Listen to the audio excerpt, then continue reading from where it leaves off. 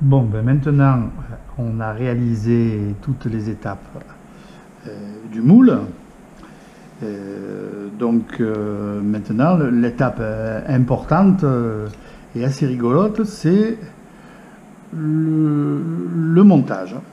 Alors, j'ai jamais ouvert un Ténia d'un fabricant, donc je ne sais pas comment c'est fait. Il a fallu que je mette au point ma propre méthode avec mes petites astuces de façon à obtenir une création propre ou une reproduction de qualité solide.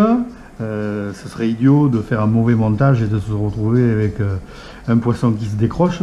Je m'en voudrais et vous m'en voudriez certainement. Donc j'ai mis au point quelques petites astuces pour que ça soit solide et pour faire des réalisations tout à fait correctes. J'en ai plein d'exemples là, je peux vous garantir que vous pouvez vous y pendre, il ne se passera rien. N'en déplaise aux fabricants, mais j'ai copié la qualité, surtout cette marque-là qui m'est assez chère parce que c'est assez sympathique. Enfin, quand je dis assez cher, j'aime bien celui-là. C'est mon préféré sur tout ce qui existe. Après, j'en ai fait plein d'autres. Certains pour m'amuser, d'autres pour apprendre, et d'autres en espérant bien qu'ils me fassent prendre le poisson de ma vie. Donc, j'ai besoin de quoi? Donc, d'un moule dont on a vu la réalisation précédemment. J'ai besoin d'outils, donc d'une pince coupante, de pince. J'ai besoin de cet outil. Cet outil est intéressant. C'est une pince à boucle, vous voyez. Ici, elle est incurvée. Là, il y a un rond. Quand je veux faire une boucle, c'est pas compliqué. Je prends ma pince, j'appuie, je tourne. Pardon, je me suis piqué. Et je réalise ma boucle. Donc, je les ai déjà faites avant parce que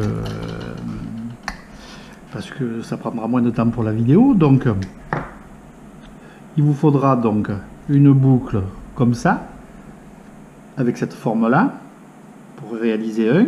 Il vous faudra une boucle avec cette forme-là. Et il vous faudra cette petite pièce-là avec cette forme-là. Ainsi que, mais ça vous pouvez en faire à volonté, quelques petites formes comme ça. Et vous allez voir que c'est très utile pour le montage. Il vous faudra aussi des hameçons. Donc je les avais préparés. Donc un pour celui-là, un pour celui-là. Donc en général, bon, moi ça me convient très bien, hein, c'est pas moi qui l'ai mis au point, ça c'est les fabricants. Pour du 20 grammes, on met du 2,0, pour du 30 grammes, on met du 3,0. A priori, après 30, 40, 50 et 60, c'est toujours en 3,0.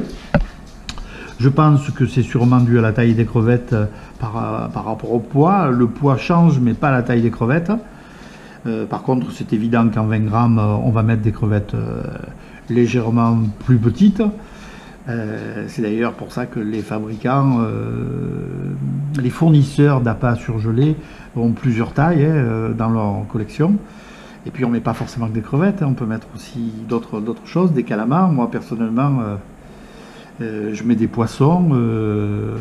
Pour une petite info, quand je pêche au Ténia au vif, je ne mets pas un poisson de mer, je mets des ablettes. Tout le monde connaît la petite ablette, ce petit cyprinidé de nos rivières, cette friture. Donc moi je mets des ablettes et l'astuce, tout simplement, je les congèle par 6 ou par 8 et au milieu je mets une paire de sardines. Voilà, avec l'attractant que je mets après au montage, je vous garantis, parce que j'attrape essentiellement du loup avec ça, je vous garantis que les loups, ils y voyaient que du feu.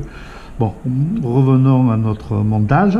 Donc, mes petites astuces. Donc, vous allez voir, ça va assez vite. Donc, je mets en place mon hameçon. C'est ce que je vous disais. L'avantage, c'est qu'on fait ce qu'on veut avec un moule RTV. Et tout simplement, pour éviter qu'il bouge, j'y mets une agrafe. Voilà. J'en mets une autre ici aussi. Et puisque là je l'ai faite avec un moule, avec un hameçon 3-0, vous voyez, donc ça gêne pas puisque le moule était prévu normalement pour un 2-0. Mais je me suis aperçu que sur celui-là c'était mieux le 3-0. Voilà. Alors, là si vous regardez bien le moule, vous apercevez quand même que avec ce montage, la façon dont je l'ai réalisé, avec l'angle que je voulais avoir, j'ai moins de place pour tenir la hameçon sur la tête du moule. Ça peut apporter une fragilité. C'est le but de cette pièce-là. En fait, cette pièce-là, je vais la rentrer ici. Voilà.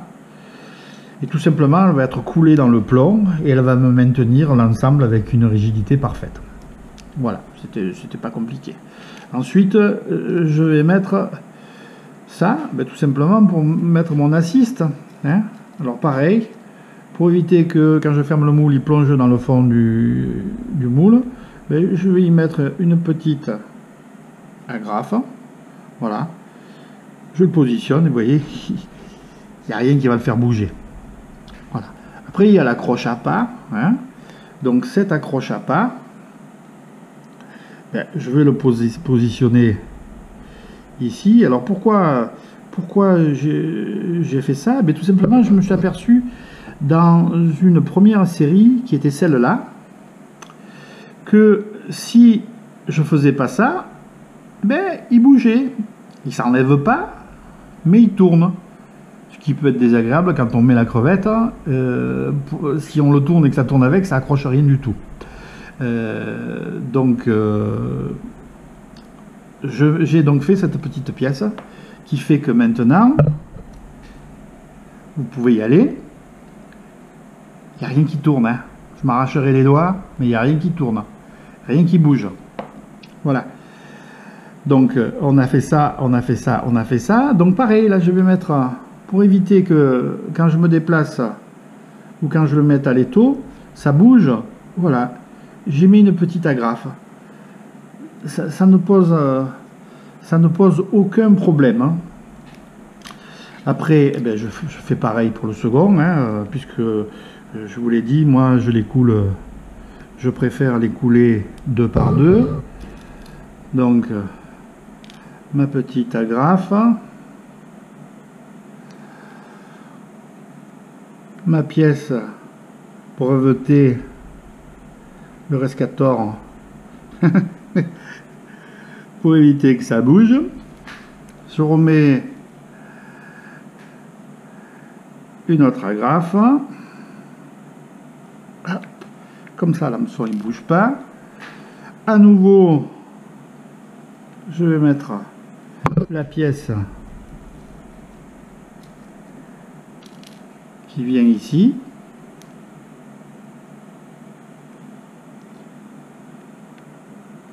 Pour pas que ça bouge. Alors des fois, j'ai les mains pleines de doigts. Alors je me sers parfois d'une pince. Ça me rend bien service. Voilà. En l'occurrence, sur celui-là, il a décidé de m'embêter. Voilà, il est positionné. Et pareil, là, je vais mettre donc... Alors, je ne sais pas si j'en ai encore une. Si, voilà, j'en ai encore une. Je vais remettre ici un fixe à pas. Je vais d'abord... Voilà. Je l'accroche. Et après, je le règle. Voilà. Donc là, mon montage est terminé. Il me reste plus